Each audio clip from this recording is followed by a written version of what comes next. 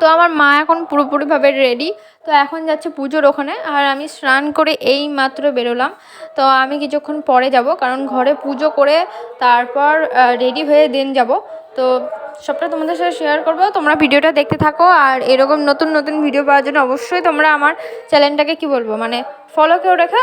আর যদি ভালো লাগে তো অবশ্যই একটা লাইক করে দিও। আর বাড়িতে আজকে একটু কাজের পরিমাণটা বেশি, তো রেডি হতে সেই কারণে একটু দেরি হয়ে গেছিলো আমার। আর আমাদের গ্রামে প্রতি বছর এইভাবেই পুজো করা হয়, মানে বট গাছের নিচে ঘট বসিয়ে আর কি ঠাকুরমশাই পুজো করে। জ্যোতি দিদি কয় বর্মা, জ্যোতি দিদি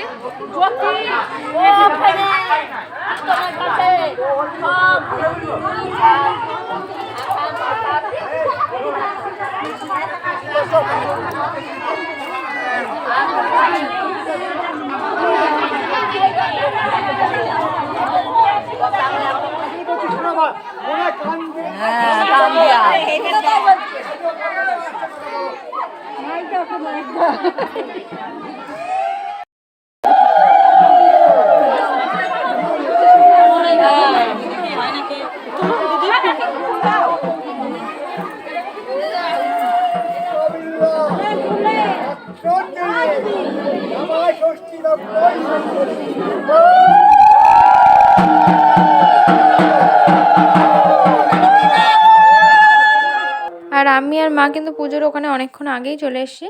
তো এর কিছুক্ষণ পর দিদি আর জিজু রেডি হয়ে এলো।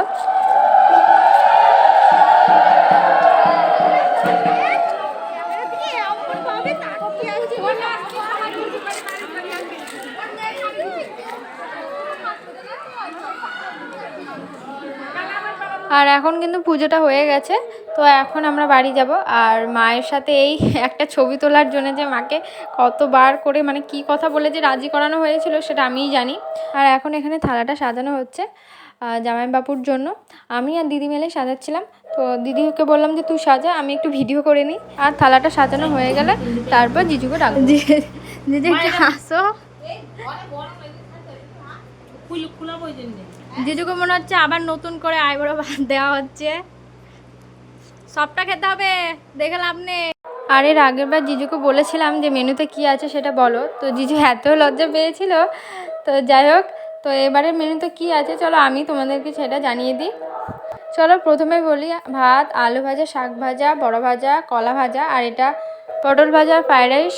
আর এদিকে আছে স্যালাড, ডাল, পনির, আর ইলিশ মাছ, আর এখানে মাটন, চাটনি, মিষ্টি, দই, জল আর স্প্রাইট।